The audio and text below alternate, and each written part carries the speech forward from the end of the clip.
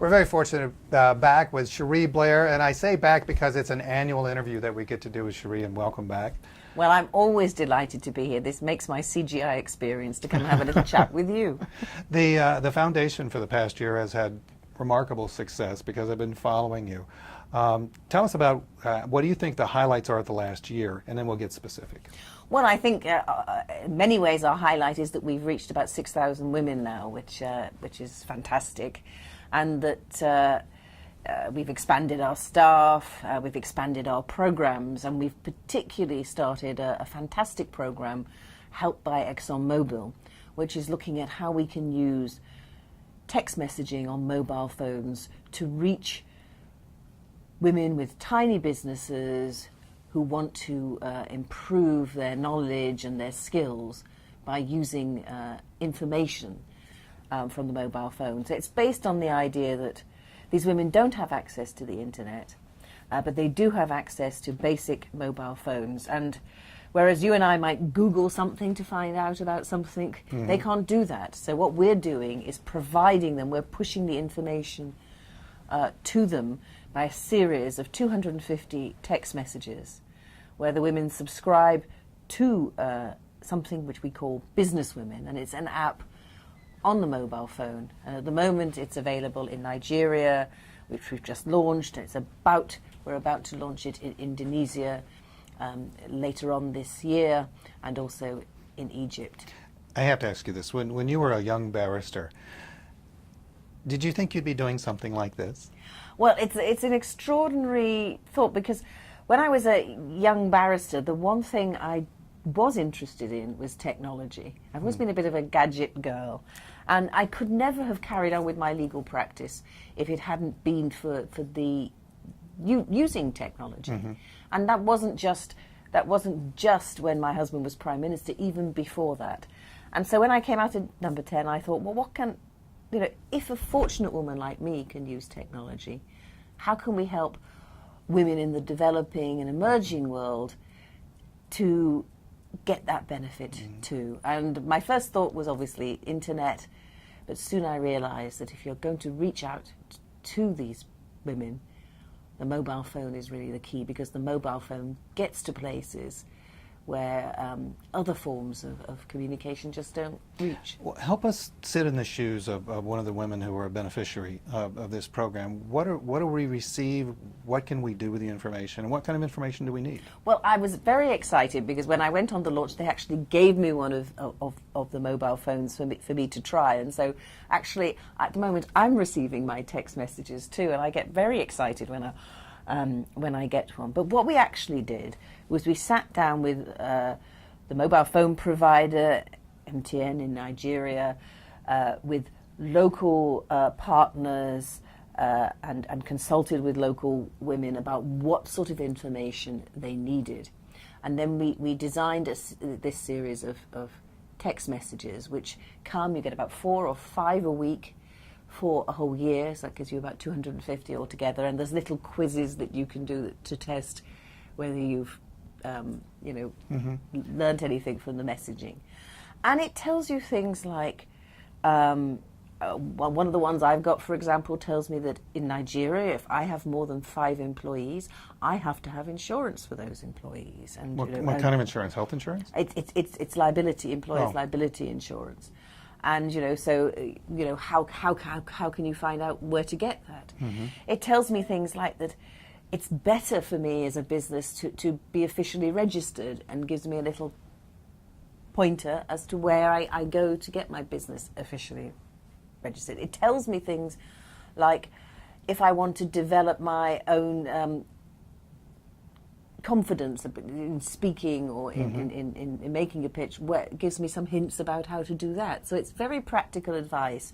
We know it's practical because we asked women beforehand what they want, and we're going to check as we go through with feedback how that's going to go on. I was very excited though, because we launched it on day 1, and by the second day we had already sort of 1,500 women had signed up. It's free. Because the mobile phone provider's providing it for free at the moment. So and even when it stops being free, it's less than $1 a month. And we did some research, with ExxonMobil before and discovered that women in business think the mobile phone helps their business, and they are prepared to pay for services that makes them use their mobile phone more effectively. What kind of businesses? Well, all sorts of businesses, whether it's small farmers or whether it's women having small businesses involving textiles, or well, some of them actually can be not the sort of traditional women's work. Women who are doing education businesses. We had, it was very interesting, one of the women we consulted has a toy business. So she makes traditional wooden toys, which she basically sells in the marketplace. And her business had grown because through her contacts that she knew, she started selling, providing toys to them to sell. And what she said to us was that she would like to use the mobile phone to find more, to expand her market, to find more people who want to sell her toys. And the other thing she wanted to look for is better places to resource the raw materials, better prices. And all of that you can do if you have access to the mobile phone and help as to how to use the mobile phone to achieve that. Through your foundation, you also have an online program that's separate and apart from the mobile phone program. How is your online program working? Well, this is a fantastic program, which thanks to Google, they helped us build what I sometimes describe as, it's almost like I'm running a dating agency, but it's not for personal relationships. Well, perhaps it is in some ways. What it is that we ask men and women across the world who are interested in having a one-to-one relationship with a woman small business owner, who we identify through our partners, who's probably just been on some sort of training journey and program, has a business plan that she needs to implement and needs some help. So our partners will do the initial training and identify women who could do with a mentor to support them. And we ask our mentors to sign on for a year and to do 2 hours a month supporting these women by using the internet. So it's communicating with the women by email, communicating with women by web chats, and just helping them in a deeply personal way navigate a particular business problem that they need to overcome. Now, these women that we're helping are slightly higher up the business chain than the women we're approaching with our mobile phones. Because for a start, they have to have access to the internet, and as I've just said, that's not so many have that access in Africa, in Asia, and in the Middle East where we work. But those who do use them. The other thing they have to do is be able to speak English, because the platform is in English.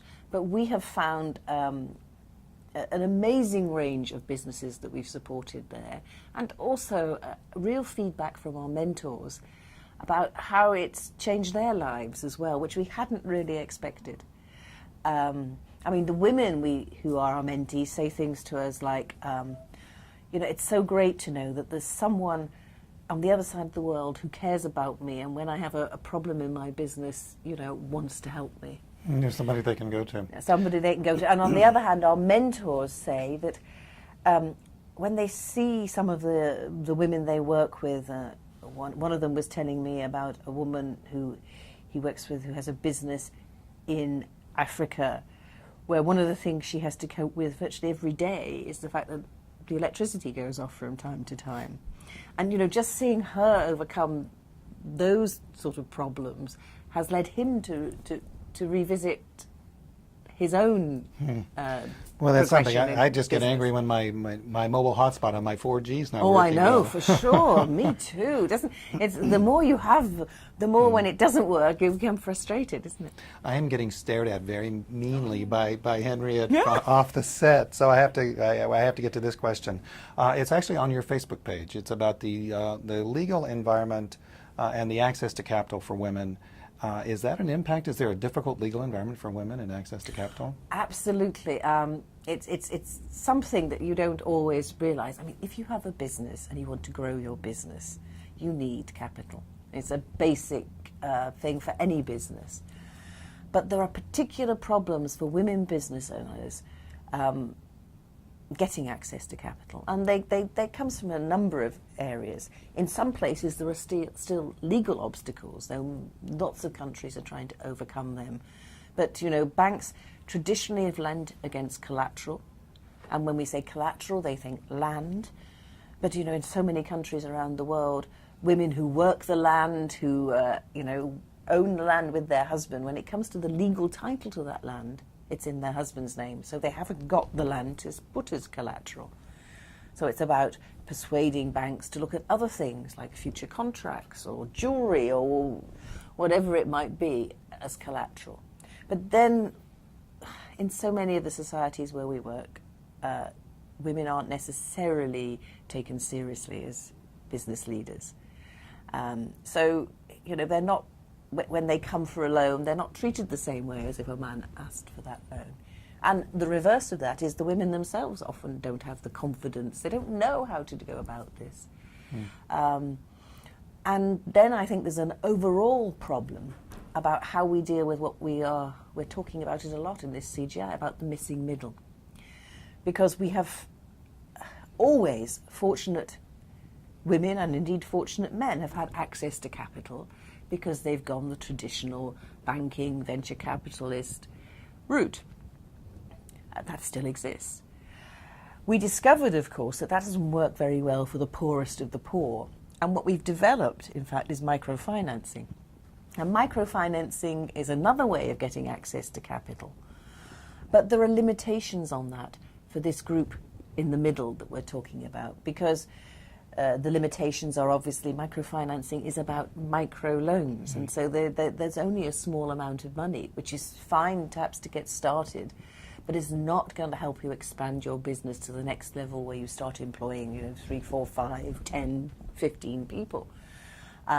Microfinance works in groups, and the groups have a sort of equal chance of getting the money, which is fine when you're on the same level, but when you become a woman who has a flair for business and who's taking that business to the next level, you know, you can't take all the money from the group, but you might need that volume of money to take things forward. So we really need to work out, how do we devise the next stage of microfinance, the next idea that provides finance to these women in the missing middle. And we are talking about whether we can use the fact that the women on our mentoring platform have come through with our partner organisation some kind of business training, who then get a year's mentoring so that they really refine their ideas, as to whether that would provide some sort of, not guarantee of success, but a sort of charter mark of potential for success, which might lead them to get more favourable rates from partners. And isn't it great that we get to talk about this? Because I think when we first started having our conversation several years ago, this was almost a dream. And now, like the Cherie Blair Foundation, you're making it happen.